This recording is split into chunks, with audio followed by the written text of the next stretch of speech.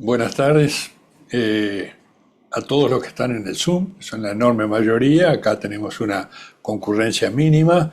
Es para mí, en nombre de MP, Medicina Personalizada, de su directiva y del Comité de Educación de la institución, darles no solamente la bienvenida, sino eh, congratularme de que estén viendo esta presentación a cargo de nuestro invitado de hoy, que no es un invitado, es de la casa, el académico, profesor, doctor Néstor Campos, querido amigo, que va a presentar un tema desafiante, un tema actual, un tema que plantea interrogantes en el cual él ha trabajado durante mucho tiempo. Lo va a estar acompañando un panel distinguido, él después se va a encargar de nombrarlos a medida que sea necesario, y yo no quiero acaparar un minuto más de lo que a mí también me interesa mucho escuchar. Néstor.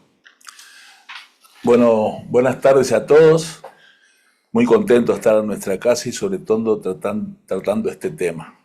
Antes que nada, quiero mandar un fuerte abrazo a todos nuestros colegas, que hoy es el Día del Médico, y por lo tanto un fuerte abrazo a todos. Y bueno, yo ahora estoy jubilado, pero siempre estamos dedicados a la medicina. La medicina es una pasión y que la vamos a seguir toda la vida. Ustedes saben que este tema de inteligencia artificial, como después lo vamos a analizar, tiene varias aristas. Le pedí acá a mi amigo Ernesto Hernández, que es magíster, especializado, docente y especializado en inteligencia artificial, que nos asesorara sobre todo para las preguntas que ustedes podrán hacer, ya que hay algunos aspectos técnicos de la intimidad de lo que es la inteligencia artificial que luego yo como médico no debo conocerla, debo conocer, pero no la intimidad, que es un poco lo que tratamos de decir en esta próxima charla. Luego me acompañan Laura Barbieri, abogada, civilista, con larga actuación en el Poder Judicial, y que nos conocemos hace mucho tiempo. Y después el doctor Santiago Pereira, que es procesalista, profesor de procesal, y actualmente es el presidente de la Sociedad Iberoamericana de Abogados Procesalistas. ¿Por qué vienen ellos? Porque de alguna manera tienen que ver sobre todo por los aspectos jurídicos, como vamos a ver cuando hagamos el análisis, hay aspectos jurídicos y éticos que están en perfecta, digamos, cambio, en perfecta ebullición. En Europa ya hay alguna legislación al respecto, pero bueno, vamos a entrar al tema que nos ha convocado. Por el problema del tiempo, es un tema que hay que dar mucha información, algunos voy a pasar rápidamente, y bueno, alguna pregunta que ustedes puedan hacerla después, no sé si por chat o por levantando la mano los que estén ahí en la audiencia, en la tele de audiencia. Bueno,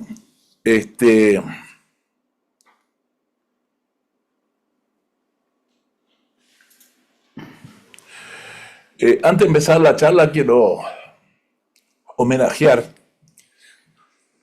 perdonen que calculaba que me iba a pasar esto, un gran amigo que tuvimos junto más de 60 años, que es el doctor Luis Yuyo Tamborindegui. Vaya acá, mi reconocimiento fue de alguna manera el alma mater, o uno de los alma mater más importantes del SEM. Estudiamos juntos, dimos concursos juntos, después hicimos algunas cosas juntos. Y bueno, y vaya acá, mi recuerdo. Un fuerte abrazo.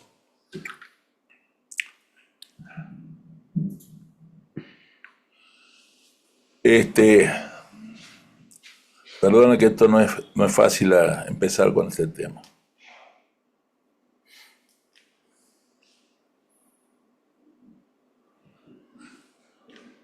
Bueno, la relación médico-paciente ha ido cambiando con el tiempo y seguramente dentro de algunos años hay que volver de vuelta al mismo.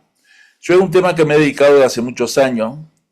El presidente, un viejo amigo, el doctor Didioni, que fue presidente del Congreso de Cirugía de Uruguay del año 2001, me pidió que había que hacer alguna reflexión sobre esa relación que pusimos paciente-cirujano en el comienzo del nuevo milenio. Hay que entender que nosotros, los que somos viejos, vimos muchos cambios.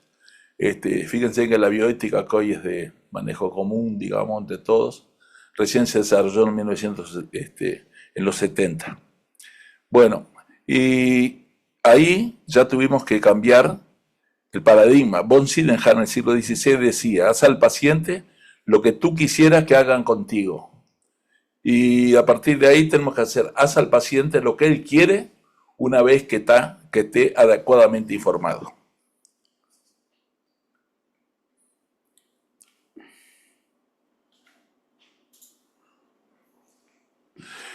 Luego, en el año 2010, se publicó este libro, que uno de los coordinadores del mismo está acá presente, Santiago Pereira Campos, y en el cual que ahí empezaba el Sistema Nacional Integrado de Salud, y en el cual hubo cambios en la relación médico-paciente, hubieron normativa, derechos de los pacientes, etcétera, etcétera.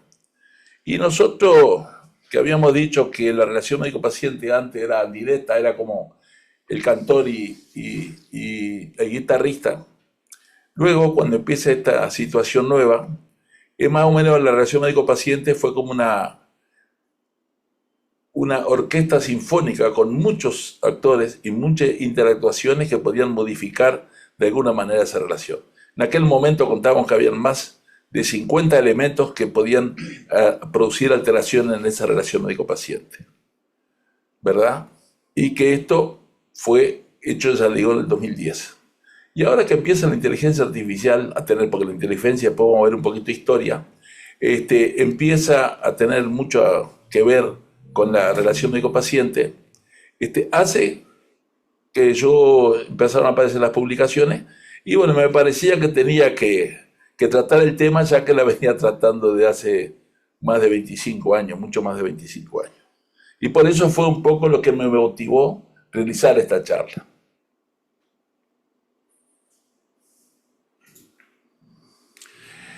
Y bueno, cosas que han ocurrido en este tiempo. A partir del 2010 comenzó el Colegio Médico del Uruguay, ya como había comenzado antes, perdón.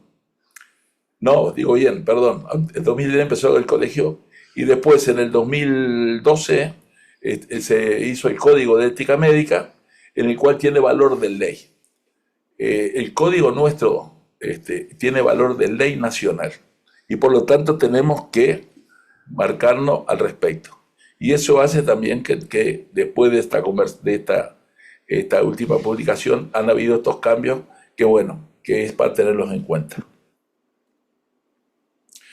Esto no es un problema solo en nosotros. Justo yo soy de Salto, bueno, no tengo ninguna relación con el diario, pero para ver, este problema de la tecnología y de las relaciones, sobre todo en aquellas profesiones humanísticas como es la abogacía, también de alguna manera tiene esta problemática. Y que ahí me parece que es importante ver que no es solo un problema nuestro.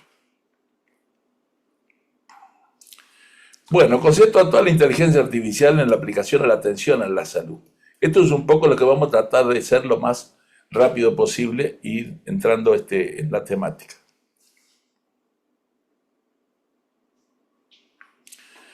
¿Por qué analizamos esta situación? Fíjense que un buscador que es PubMed, en los últimos 10 años se publicaron 576.491 trabajos sobre inteligencia artificial y medicina. Es decir, que más o menos 70.000 trabajos están, capaz que en los últimos años, el número es de 10 años, seguramente en los últimos años han de estar cerca de 80.000, los últimos trabajos han sido eso por año. Lo interesante es que el 80% de los consumidores son de entre 18 y 34 años, adoptaron soluciones de inteligencia artificial para el cuidado de la salud, mientras que menos del 60% de los mayores de 55 años estaban dispuestos a utilizarla. De luego, y sobre todo en los jóvenes porque ya son más, llamémosle, informáticos, ¿verdad? Esta es una fuente que fue hecha por una compañía en el año 24. La relación médico-paciente, que se ha tratado de hacer que es un patrimonio cultural inmaterial de la humanidad. Porque la relación médico-paciente, ¿verdad?, es la base de una buena asistencia. Convertir la relación médico-paciente en patrimonio inmaterial de la humanidad es reconocer que el cuidado, la escuela y el respeto, la escucha, perdón, y el respeto son valores universales que merecen ser protegidos como legado ético-cultural. Es necesario que muchas veces son estas relaciones, sobre todo la empatía, la humanidad que hay que tratar del paciente, la dan como habilidades accesorias. Y muchas veces, sobre todo en la educación médica continua, muchas veces le llaman habilidades blandas, cuando hoy hay que tener en cuenta que la atención a la salud es fundamental, la humanización de la misma, la empatía, el escuchar y el poder informar de forma correcta.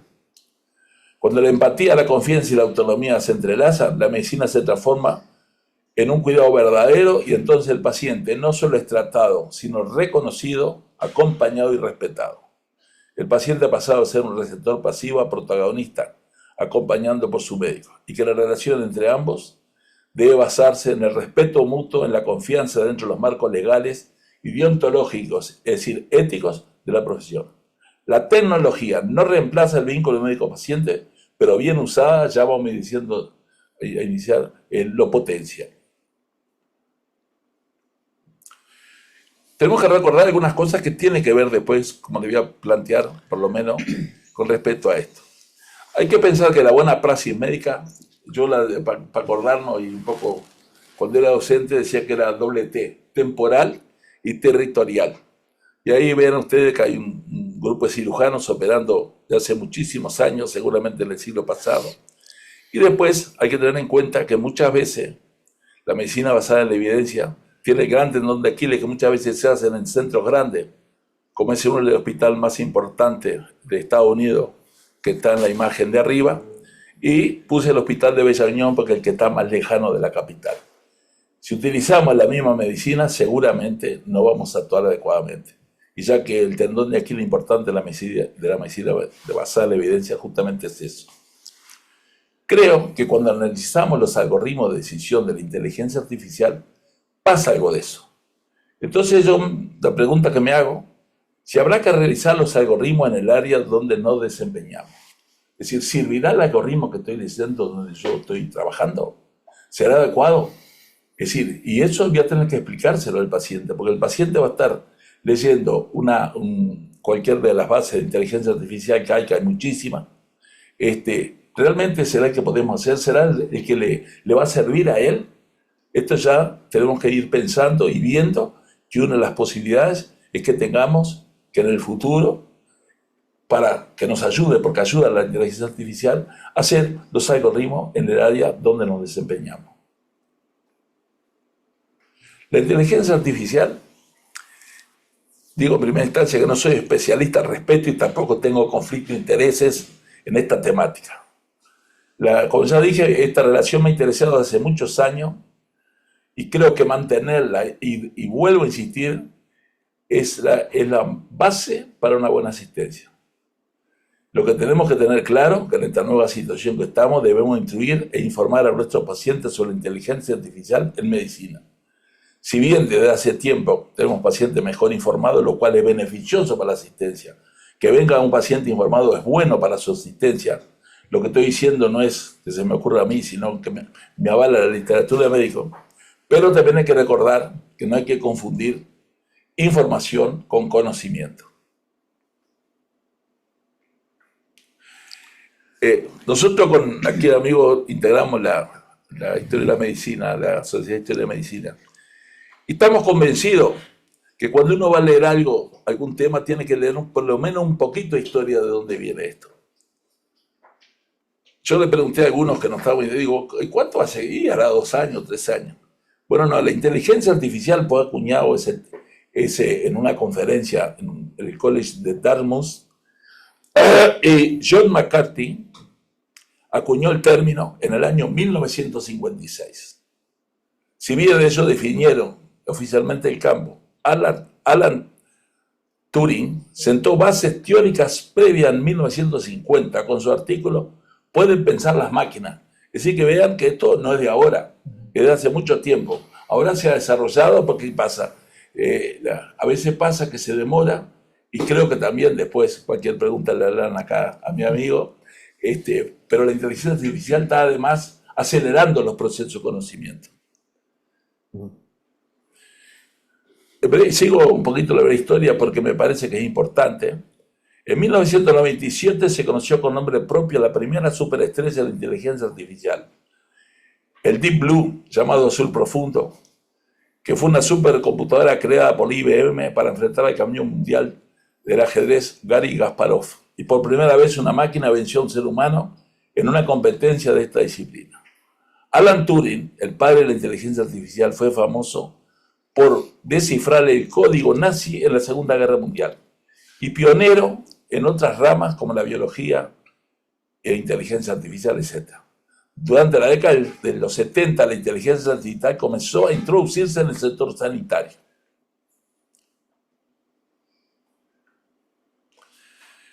Y por último, en la década del 2010, se produjeron grandes avances de la inteligencia artificial, incluido el desarrollo de algoritmos de aprendizaje profundo que permiten crear sistemas de inteligencia artificial aún más sofisticados. La inteligencia artificial empezó a desempeñar un papel clave en diversos sectores, como la sanidad, la finanza, la atención al cliente. The Imitation Game fue una película del 2014 que en nuestro país, en español, fue Descifrando el Enigma. Fue protagonista por un actor y trata sobre el trabajo de Turing durante la Segunda Guerra Mundial en Dietrich Park, donde ayudó a descifrar los códigos de la máquina Enigma utilizada por la Alemania nazi. Capaz que muchos de ustedes han visto, yo me acuerdo perfectamente de esta película porque fue impactante en su momento, y tuvo el enorme aporte a la computación y a la inteligencia artificial. Aspectos personales de su vida, incluida la persecución que sufrió por su orientación sexual. Alan Turing fallece el 7 de junio de 1954, envenenado al morder una manzana con cianuro en su laboratorio.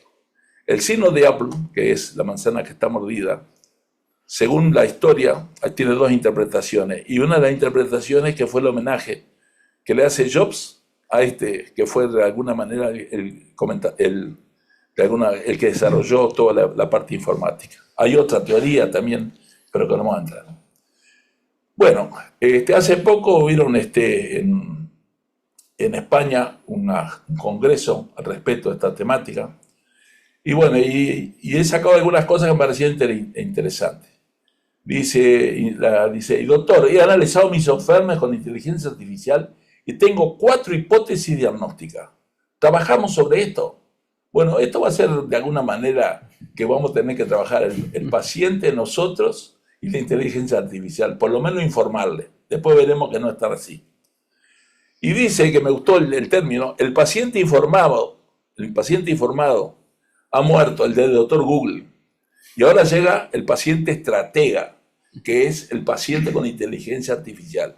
Es decir, que ya no viene con la información que tenía, sino que ahora viene ya con estrategias planteadas de cuál va a ser la resolución de su caso.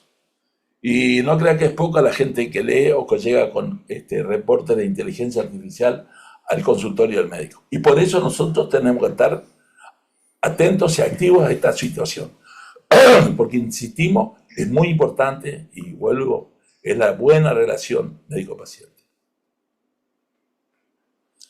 Bueno, ustedes saben que la inteligencia artificial se basa en algoritmos de decisiones. Es necesario cargar datos fidedignos y corroborados. Hay sistemas diferentes que se conocen o no, como es el procedimiento interno. Ahí esto simplemente no tengo el concepto. Después, si quieren alguna pregunta, le hacen a él. Pero lo más importante es que hay lo que se llama el efecto caja negra, que hay un problema de la arquitectura compleja, cómo se desarrolla ese sistema de algoritmos. Y hay también muchas veces falta de transparencia, puede ser un obstáculo para la implementación de la inteligencia artificial.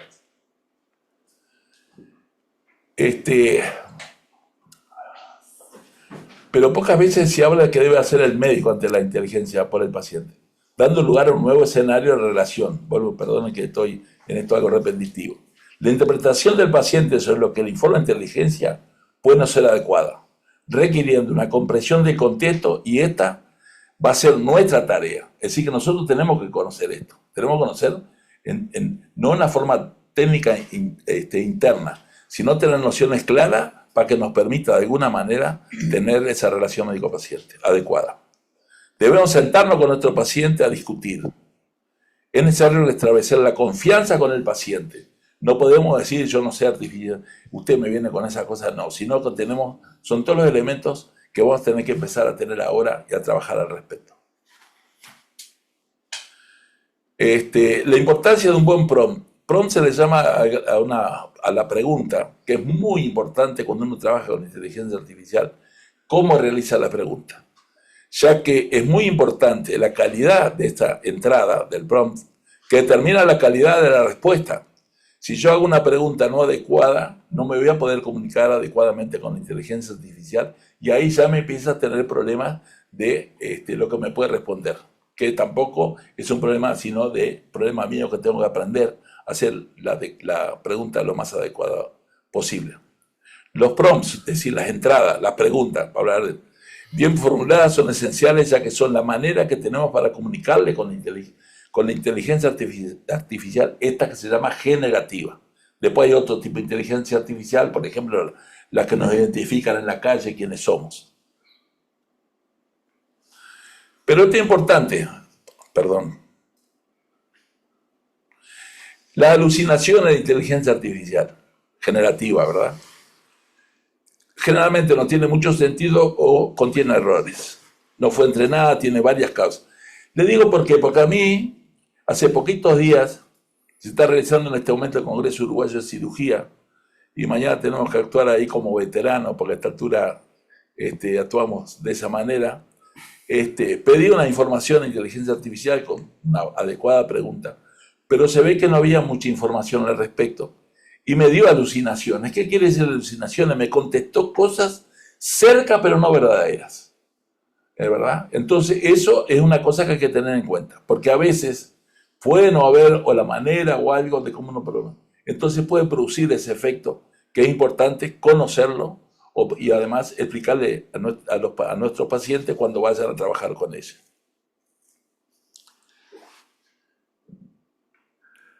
¿Cómo debe ser la pregunta que le haremos a la inteligencia artificial? Es decir, un buen prompt tiene que ser claro y conciso, específico, contextual y relevante, los hechos más significativos.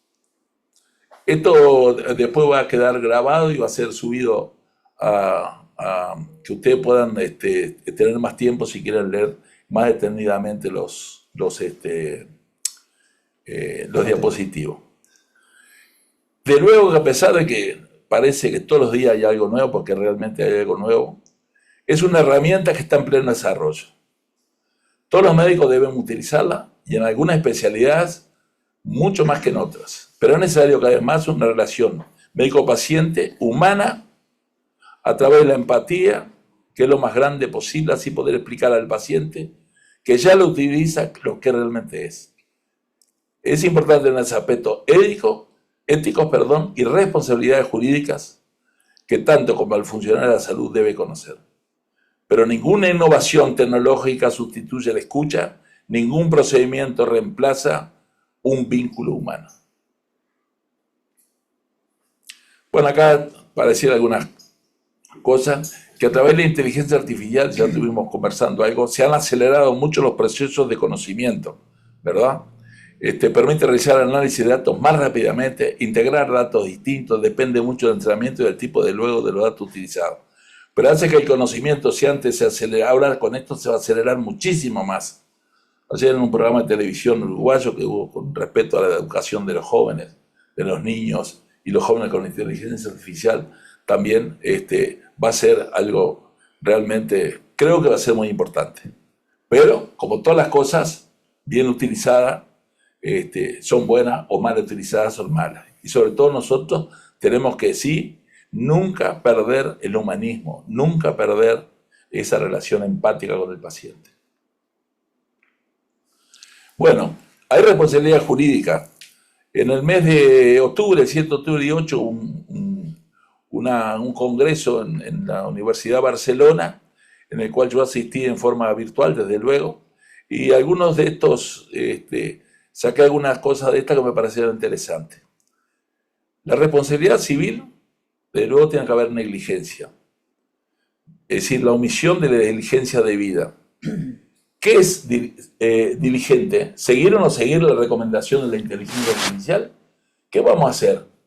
En el futuro tal vez pueda ser negligente no seguir la recomendación de la inteligencia artificial. Por el momento no es así. Por el momento, y van a ver ustedes que yo voy a hacer toda la presentación y voy a terminar por último con las preguntas que le hice a la inteligencia artificial sobre este tema.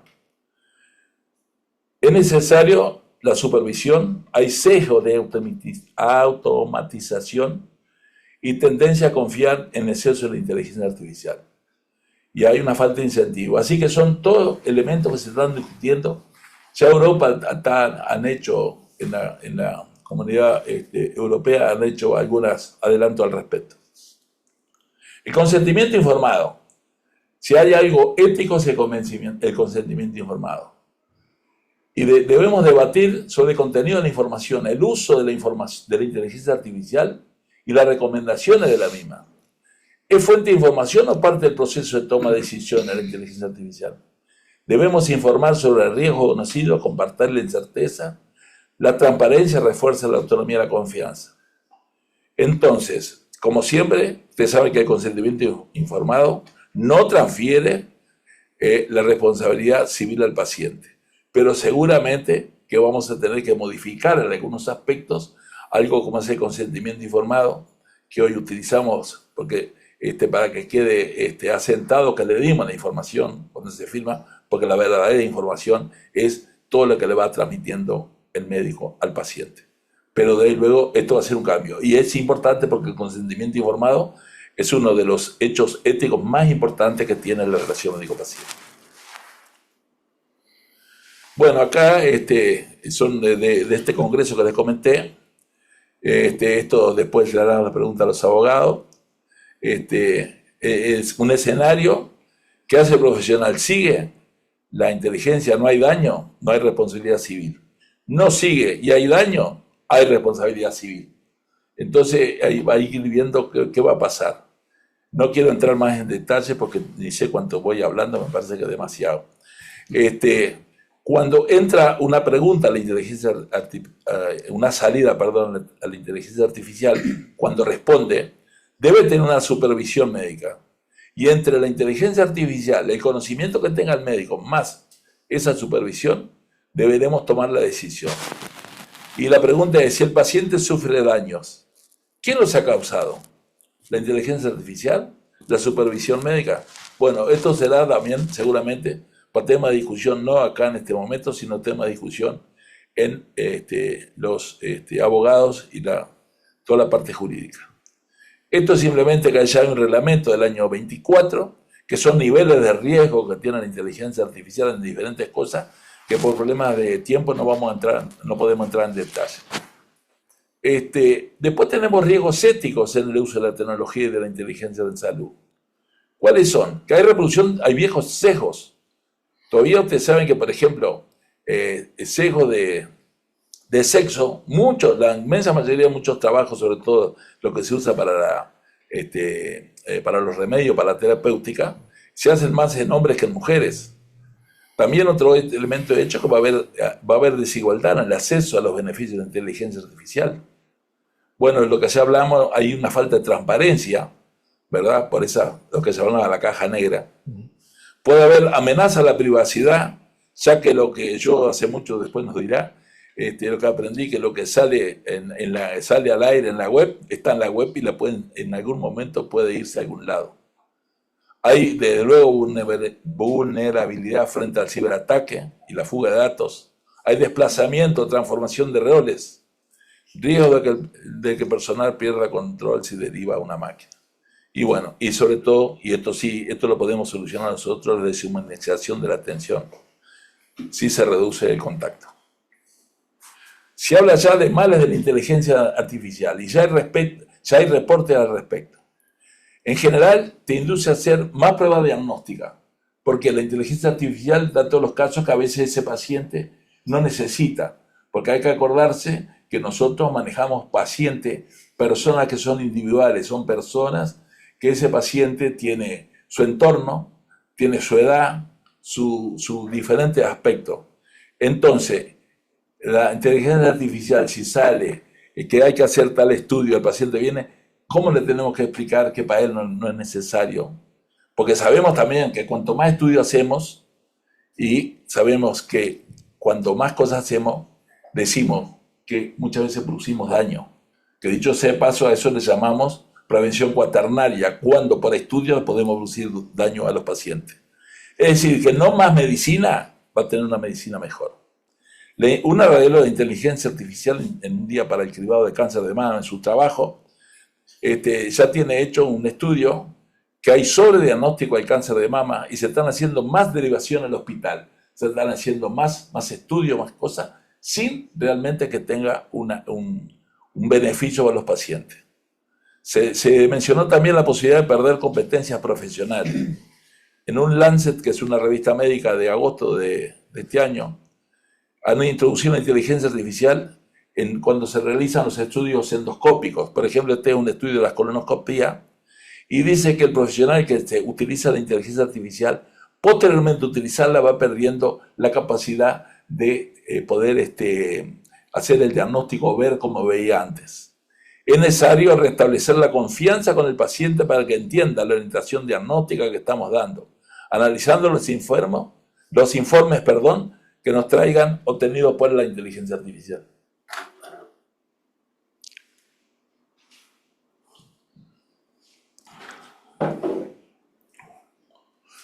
Bueno, también la inteligencia artificial en la educación médica. Este es un estudio del New England Journal of Medicine de este año.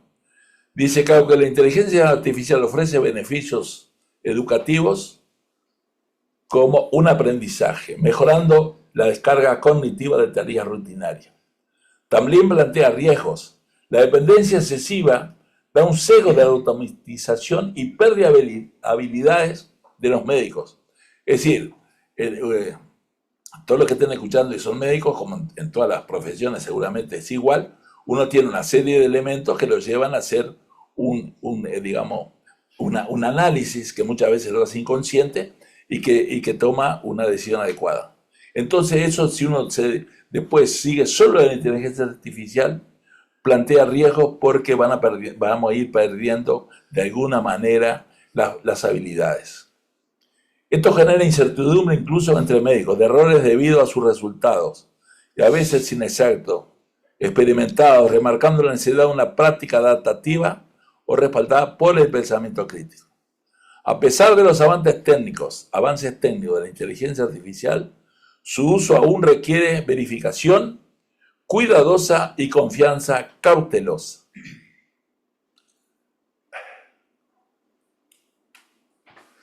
Bueno, la inteligencia artificial debe considerarse un apoyo y no un reemplazo, manteniéndose la decisión clínica final bajo responsabilidad humana. Dada la magnitud de los riesgos, el uso de la inteligencia artificial en el relacionamiento clínico exige especial atención por parte de educadores y aprendices. La sobreconfianza en la inteligencia artificial puede llevar a los aprendices y médicos prácticos a perder destreza, como ya dijimos, clínicas esenciales y la capacidad de recuperación de información. Cuando los clínicos poseen habilidades sólidas, la combinación de razonamiento humano e inteligencia artificial mejora el desempeño. Esto es muy importante, lo que sugiere que el uso efectivo de la inteligencia artificial depende del nivel también de experiencia del usuario. Es decir, que sepan que vamos a tener que manejar sí o sí la inteligencia artificial porque es una herramienta, ese es el término, una herramienta que debemos usarla, saber qué nos da esa herramienta y sobre todo ver qué riesgo también nos da la misma. Datos del uso de inteligencia artificial profesionales. La Asociación Española de Pediatría hace una publicación este año que dice que el 80% de los que respondieron usan la inteligencia artificial diariamente, básicamente para dos cosas: para interpretación de pruebas y para redacción de informes. Esto es importante porque se puede utilizar y seguramente, porque utilizamos la inteligencia para que nos haga los informes, por ejemplo, que le pidamos los análisis, etcétera, etcétera, nos va a sacar porque hoy estamos todos atrás de una pantalla y que muchas veces los pacientes dicen al médico, vea la pantalla y no me mira a mí. Y eso seguramente va a ser una ventaja para poder tener una conversación íntima con el paciente en el sentido de una relación humana que nos podamos ver en los ojos. Ahora, si preguntamos si habían valorado los aspectos éticos, solamente un 5% lo había valorado. Es decir, que todavía hay problemas que tenemos que entender. Es muy interesante este estudio, fue hecho este año, al respecto. Quiero hacer una pequeña cuestión de lo que está haciendo Siemens. Siemens tiene Health Thinners, que vienen a ser los ingenieros que tienen que ver con la salud. Y hablan de que están buscando que la distancia entre la tecnología y su aplicación real es el mayor obstáculo para la revolución digital. Es decir, la innovación sin adopción es solo teoría. Es decir, que por lo tanto están trabajando para que se pueda aplicar. Es necesario que los algoritmos puedan usarse con seguridad y eficacia en la consulta, en el flujo real del trabajo del profesional sanitario. Y continúa diciendo, el Centro para la Adopción de Inteligencia Artificial no opera de forma aislada. Entonces, este grupo trata de impulsar una colaboración abierta entre regiones, hospitales y centros. Esto de alguna manera están trabajando mancomunadamente a través de Siemens en varios lugares. Al de Madrid, en Erlangen, en Alemania, en Shanghái, China, en Bangalore, en India y en Estambul. Nuestro objetivo es que la inteligencia artificial debe ser promesa y se convierta en una herramienta cotidiana, integrada y fiable dentro de la atención sanitaria. Es decir, que por lo tanto están viendo, un poco me parece, que es lo que comentamos al inicio. De alguna manera cada lado van a tener que desarrollar para que realmente se pueda utilizar más. Se podrá ver lo que hacen nuestros países, de luego, como hacemos nosotros, pero seguramente va a ir para ese lado. Ojo, no sé todavía qué va a pasar. Capaz que es un poco atrevido esto que estoy diciendo.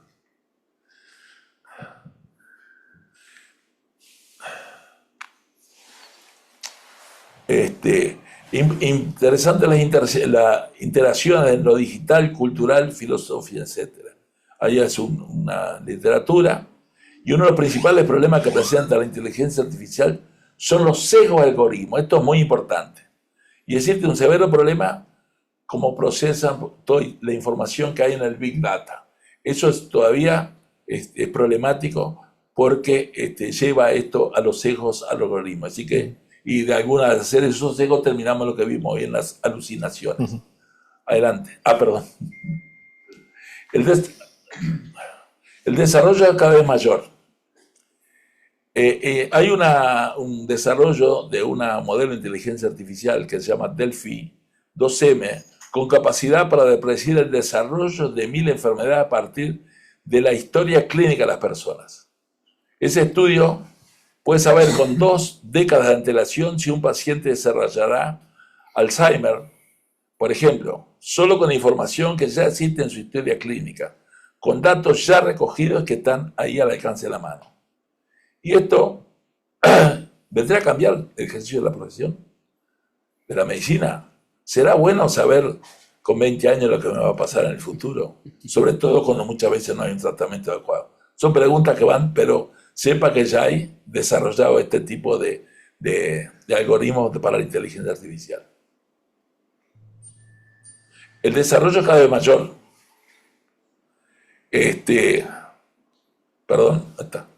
Las desventajas de la inteligencia artificial. Este es un estudio que fue hecho una Statista 24 en la fuente.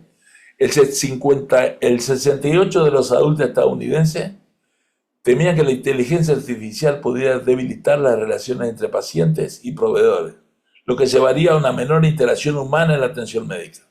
El 63% de los encuestados, los riesgos de la seguridad de los datos, así como la implementación en la atención médica.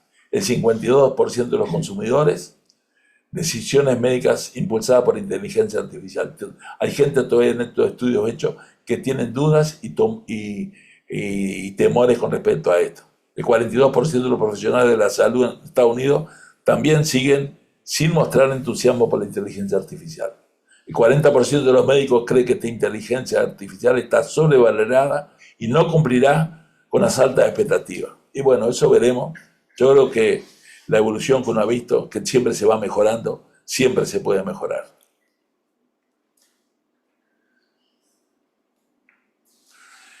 Bueno, como no podía, tuve que traer algo de la cirugía, porque este es un artículo reciente del el Journal de American College de Cirujano, en el cual tiene un crecimiento que piensa que podría ser sustituido del profesional, pero esto todavía no va a ser.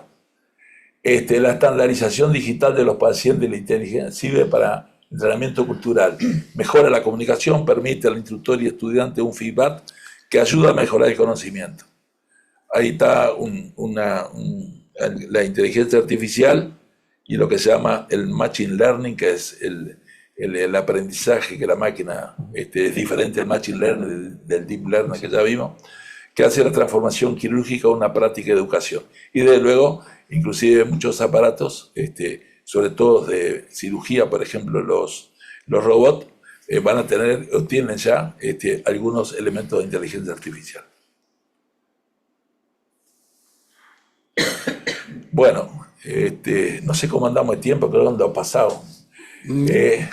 Casi, sí. Sí. Y la relación entre el paciente y el médico, debemos tener empatía, lealtad, confianza mutua y conocimiento, y debemos ser buenos comunicadores. Y ahí puse una foto porque esto es clave en la relación médico-paciente y en todo momento, es ser un buen comunicador. Muchas veces los médicos no comunicamos adecuadamente. Es muy importante y es importante entrenarse. Hoy ya en los servicios, en la currícula de la Facultad de Medicina ya está integrada la comunicación, que es tan importante, y vuelvo a insistir, sobre todo a los más veteranos que estén trabajando todavía.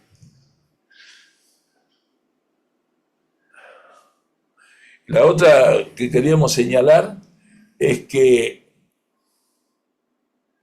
se ha dirigido mucho ya la inteligencia artificial, pero sin embargo, generaciones futuras podrían utilizar médicos androides o robots humanoides con las intervenciones, sin la intervención humana. Esto en algunos aspectos está todavía, se han preguntado, hay alguna gente que toleraría, digamos, sería así, sobre todo los más jóvenes. Hay alguna ventaja, por ejemplo, imagínense que hay lugares del mundo en donde el acceso a los médicos, y eso es muy difícil, y que bueno, eso podría ya utilizarse. Ahora, podríamos decir en conclusión, es que combinada con una relación médico-paciente empática y sólida, el resultado será aún más beneficioso. Los pacientes siempre estarán mejor atendidos por un profesional empático que encare los valores positivos de esta relación. Bueno, acá es una pregunta que le dejé por último para hacerle al chat GPT, en Plus. Le pregunté, soy médico, ¿qué repercusión tiene la relación médico-paciente con el uso de la inteligencia artificial? Conclusión, la inteligencia artificial no reemplaza la relación médico-paciente, la modifica. La clave, aporta datos a la inteligencia artificial, el médico aporta sentido, ética, empatía y acompañamiento. Recomendación práctica, explicarle al paciente qué hace la inteligencia artificial, para qué se usa, qué decisiones siguen siendo humanas. Esto fortalece su seguridad y su confianza. Le pregunté a Gemini, que es otra inteligencia artificial, le hice la misma pregunta, y toma las decisiones clínicas como la interacción directa y la confianza. Como ven, siempre insisten en lo mismo. A través de las herramientas que ya vimos, el Machine Learning y el Deep Learning, está modificando cómo se llega a un diagnóstico y qué plan de tratamiento.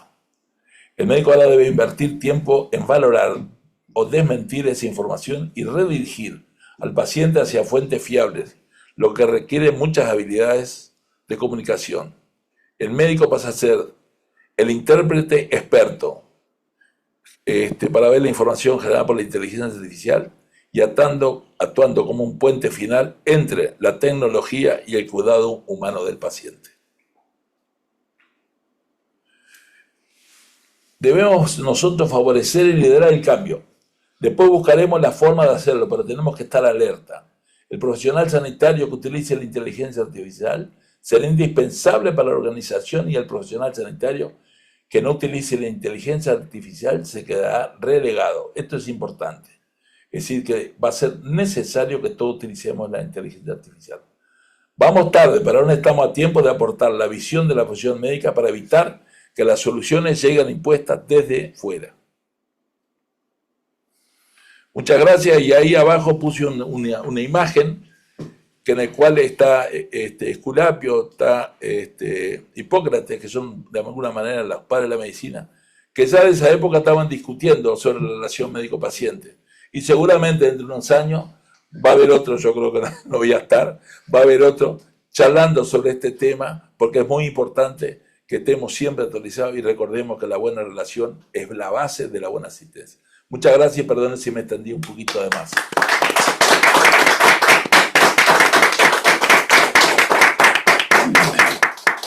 Muchas gracias, Néstor. Creo que tenemos algunas preguntas que llegaron de la audiencia y después vamos a abrir.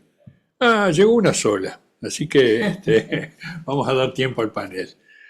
Si el médico registra en su historia que el diagnóstico o tratamiento fue obtenido por inteligencia artificial, ¿queda relevado de la responsabilidad legal? Creo que lo abordaste, pero si queda alguna duda. Señores abogados, doctores abogados. Bueno, ¿quieres contestar? No. Esta pregunta genera un gran debate hoy, pero la respuesta simple y sencilla es que, en definitiva, quien va a ser siempre responsable es el médico que está utilizando la herramienta. Es como que el médico utilizara una bibliografía, un libro que leyó y en base a eso toma una decisión. La responsabilidad final va a ser siempre frente al paciente del médico o eventualmente de la institución. Eso no quiere decir que luego el médico pudiera tener alguna posibilidad de reclamo contra el proveedor de esa información. Pero respecto a la relación médico-paciente, que es el tema central, sigue siendo el médico el responsable. Y de hecho, ya hay varias condenas en juicios, no de médicos, pero sí de abogados y jueces, por haber tomado decisiones judiciales basadas en inteligencia artificial que contiene información alucinada o errónea, como decía Néstor. ¿Puedo hacer un pequeño aporte, Néstor? Usted es el dueño acá de la casa. No, de ninguna manera. Yo coincido plenamente con lo que está diciendo Santiago en este momento. No podemos liberarnos de la responsabilidad médica diciendo, pero la máquina me dijo, como cualquier otra herramienta a la que cotidianamente utilizamos en medicina. Pero sí me parece muy importante desde el punto de vista práctico tener en cuenta que si uno, por decisión personal, decide apartarse de lo que le indicó una máquina, un estudio, lo que sea, tiene que fundamentarlo claramente y dejar sin ningún lugar a duda por qué lo hizo, porque eso puede ser una justificación válida frente a una posible demanda. Eso es lo que valora la historia clínica, en la cual tenemos que dejar todas las cosas absolutamente claras. Y eso lamentablemente tiende a perderse en función de que se llenan historias en forma casi que automática, cuadraditos o cosas por el estilo. Las historias todavía permiten escribir y eso es sumamente importante. No era mi función meterme en esto, pero me pareció que valía la pena decirlo. Yo creo que la historia clínica realmente, que es un derecho del paciente, pero además facilita esa confianza de la cual, no sé cuántas veces nombraste el tema de la confianza entre el médico y el paciente. Y entonces vos, con tus conocimientos, le proporcionás esos datos de la inteligencia artificial y con el paciente colaborando van a decidir la técnica. Y ahí ponés consultado el paciente, optamos por tal técnica. Me parece fantástico. Hay que decir la verdad y seguir generando eso, la confianza en la relación. Y tomarlo como una herramienta, ¿no? Exacto. Me pediría un correcto Por favor. a esto. Creo que vos dijiste es importantísimo. Y como ya dijimos que es territorial y temporal la buena praxis, hay que dejar ahí, porque acuérdense que la responsabilidad civil extracontractual es de muchos años. Yo tuve un problema, pero menos mal que había notado muy bien el por qué había tomado esa resolución. Porque una en la decisión, como cualquier cosa en el mundo, te puedes equivocar. Porque los datos que uno tenía en ese momento te daban a que vos tomaras esa decisión. De ahí la importancia que es la historia clínica y a acordarse que la responsabilidad, no sé en cuánto está hoy, pero la responsabilidad extracontractual creo que está hasta 20 años, ¿verdad? No, creo que 10 ahora, ¿no? Ah, menos mal, porque ya hace Bajaron más un de poco. 10 años que Ya me está, jubilé. ya zafaste. Gracias. Néstor, una cosa, y Enrique, una cosa importante para los médicos es el tema de tener muchísimo cuidado con no colocar información del paciente en el sistema de inteligencia artificial. Uno se ve tentado de copiar un estudio, adjuntar un estudio a la inteligencia artificial, y ahí hay un problema de confidencialidad, porque salvo algunos sistemas especialmente diseñados para la profesión, estos sistemas no aseguran la confidencialidad de la información. Entonces, un tema fundamental es que por ese mecanismo el médico podría estar colocando información confidencial que luego puede quedar accesible. Entonces hay un tema ahí de confidencialidad que es fundamental, ¿no? Parece que se generó entusiasmo, porque llegó otra pregunta. ¿Qué instrumentos prácticos puede usar el médico como inteligencia artificial? A mí no me queda muy claro la redacción, pero ¿qué instrumentos? ¿Qué sistemas creo que está preguntando, ¿no? Posiblemente sea así. Acá tenemos el experto. Bueno, antes que nada, bueno, muchas gracias por integrar este panel y muy buena la exposición. Como instrumentos, hoy hay muchas plataformas. El creador fundamental de esto que es OpenAI, que es el ya conocido ChatGPT, es una herramienta base para poder hacer preguntas y también para poder accesibilizar resúmenes.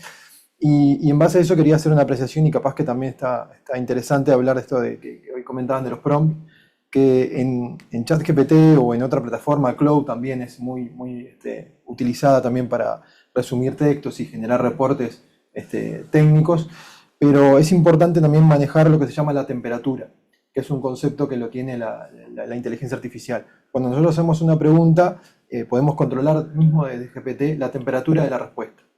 A mayor temperatura nos da una respuesta más creativa y eso tiende a la alucinación. Tenemos otra opción que es el pensamiento automático de la inteligencia artificial, que decide si va a pensar más profundo o va a pensar más superficial. Y después tenemos el pensamiento profundo, que ese se toma más tiempo para buscar la mejor respuesta. Entonces esto es importante también para que lo conozcan los usuarios. Y después hay otro nivel que se llama pensamiento profundo, que ese nos deja utilizar en la versión gratis, nos deja utilizar hasta 2 por día, porque utiliza muchos recursos desde los servidores de OpenAI, y ahí sí hace una investigación exhaustiva para buscar la mejor cantidad de datos. Entonces creo que hoy las herramientas recomendables son GPT, y manejando también este tema de las temperaturas, ¿no?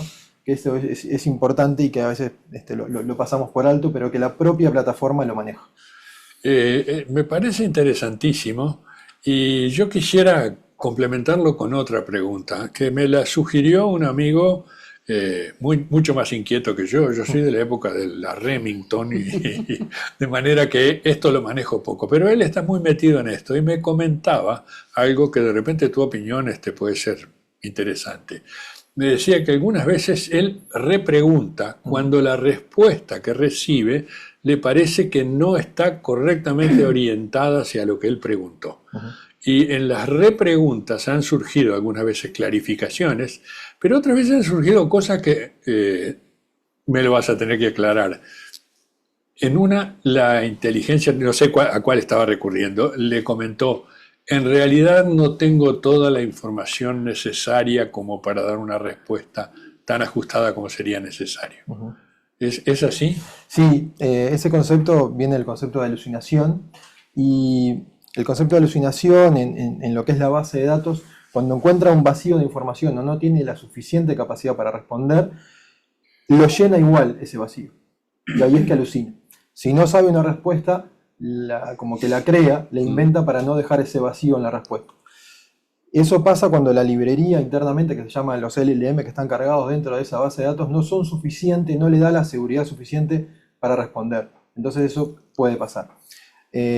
Tanto es así que se va aumentando la base de datos. Hoy, por ejemplo, ChatGPT está en la versión 5.2, y cada vez que van avanzando en las versiones también van aumentando esa base de datos. Y esa base de datos le va dando seguridad a la respuesta. Pero sí puede pasar. Y eso de repreguntar y repromptear, hacer un nuevo prompt, también es interesante, porque eso le va dando contexto para la respuesta. Refuerzo lo que hoy decía también el doctor. Es importante dar contexto, dar un rol sobre la respuesta, dar un dato de entrada, dato de salida, cómo queremos que nos devuelva esos datos y dar restricciones también. Eso que a veces no estamos acostumbrados a dar una restricción, decimos, bueno, no quiero datos que sean de tal fuente, quiero datos que sean de tal otra, quiero que me expliques cómo tomaste esos datos y que me cites esos datos.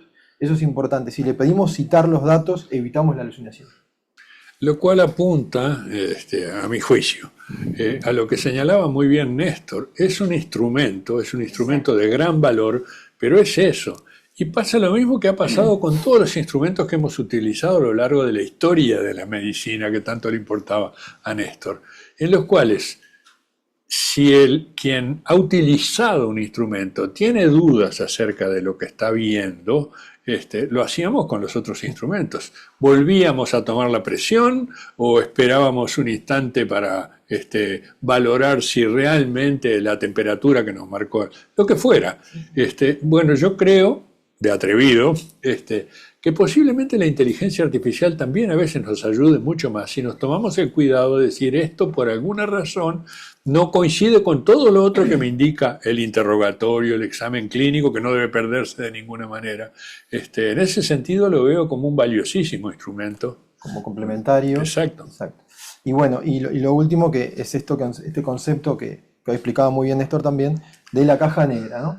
El concepto de la caja negra que hoy los propios desarrolladores de estas plataformas, desarrolladores de OpenAI, generan el modelo, pero no pueden predecir cómo es que el modelo toma la mejor respuesta. O sea, lo que pasa dentro de ese proceso, cómo llega a esa conclusión, que sabemos que es una interacción de patrones y la mejor estadística posible es lo que devuelve, no puede explicar cómo toma esa decisión. Por lo tanto, tiene que sí o sí estar supervisado. En función de respeto al tiempo, les voy a leer a ti, Néstor, dos últimas preguntas y después podemos abrir hacia algunos del pequeño pero selecto panel que tenemos acá si quieren hacer algún comentario. Cuando se le pide información a la inteligencia artificial, ¿va a servidores fuera de la empresa? ¿Qué pasa con la protección de datos? Creo que fue explicado, pero si quieren hacer algún aporte sobre esto. Sí. Es lo que tú decías de los datos del Sí, paciente, ¿no? Pueden existir las dos maneras. Si optamos por ejemplo, si utilizamos GPT con una cuenta gratuita o con una cuenta premium, igual va a un servidor externo. Eso se sube a una nube que es un servidor externo, por ejemplo en el caso de OpenAI, se sube a un servidor de OpenAI. También se puede optar por generar un motor de inteligencia artificial en un servidor local, lo cual sí está resguardado por la seguridad informática de la propia empresa. Eso es lo que se llama generar una API local que tenga ese motor de conocimiento interno y que los datos no salgan del servidor físico. Perfecto. Entonces ahí sí se puede generar esa seguridad. También hay algunos servidores en la nube donde dan garantías de seguridad, por supuesto con planes, claro, con margen de error, pero también existe de trabajar internamente en un servidor físico. Creo que este último punto también se trató, pero si alguien quiere ampliar, ¿se le puede pedir a la inteligencia artificial que proporcione bibliografía que utilizó? Sí, claro. Eso es pedirle que cite las fuentes. Y de hecho, esto está bien interesante porque en los primeros modelos de la inteligencia artificial no citaba las fuentes. Y obviamente atendiendo a la demanda de los usuarios a que necesitaban la fuente, hoy es recomendable pedirle la fuente, pero ya lo hace ya de entrada, ya empieza a citar la fuente. Hoy por hoy ya tienen la fuente citada, pero recomendamos que cuando van a hacer el prompt le pidan que cite las fuentes. Y Perfecto. ahí evitamos también las alucinaciones. Alguien que... sí, la profesora Goñi, por favor. En primer lugar, ¿Tiene micrófono? agradecerte por compartir con nosotros, con toda la comunidad de MP y los profesionales y usuarios que se han conectado, este tema tan vigente e importante, ¿no? Y yo quería destacar ese aspecto que dijiste con respecto a que esto de la inteligencia artificial no entorpezca la relación médico-paciente, sino todo lo contrario, porque nosotros tenemos que estar acostumbrados que eso es una herramienta que está, que el paciente la va a utilizar. Y siempre, por más que ahora se tiende a una relación de decisiones compartidas y más de igualdad entre médico y paciente, el paciente viene a contar lo que encontró en la inteligencia artificial y a buscar una supervisión nuestra, ¿verdad? Entonces, lejos de que nos ponga enojados, todo lo contrario, estar, digamos que estar conviviendo con eso, que es lo que se viene. Por otro lado, existen, por un lado, los buscadores de inteligencia artificial accesibles a toda la población y los que tenemos nosotros, buscadores médicos, ¿no? Esos ya tienen la bibliografía, o sea, esos ya tienen como, o sea, los prompts son más técnicos, ¿verdad? Uno le plantea, entonces digo, también ese no tiene acceso al paciente. Muchas veces yo lo he comentado con ellos y le digo, bueno, nosotros también tenemos lo nuestro, lo usamos. Es decir, convivir con eso, y eso lo quiero destacar porque me parece que la relación médico-paciente hay que fortalecerla y es muy importante. Y vivirlo así, con naturalidad, y no enojarse porque el paciente vino y, como antes decíamos, buscó en Google. Ahora ya la IA sustituye a Google, como se ha dicho, y bueno, y hay que convivir, y bienvenido sea. Y si es para fortalecernos, verlo así. Y nada, agradecer a Néstor, que siempre nos aporta con tanta grandeza.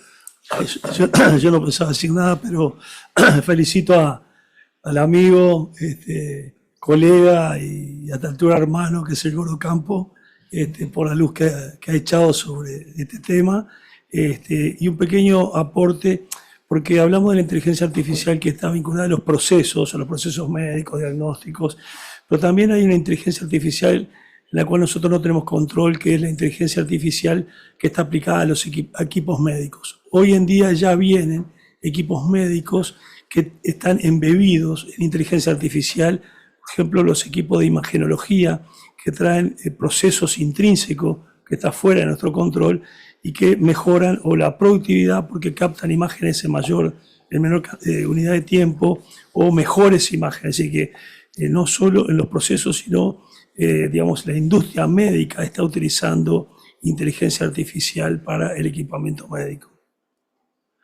Completamente de acuerdo con estas últimas opiniones y quiero volver al principio de lo que dijo, pero yo también le voy a decir el Gordo Campo porque a esta altura... Es mi mail, Él presentó una foto de un hospital ultra desarrollado y del hospital de Bella Unión era...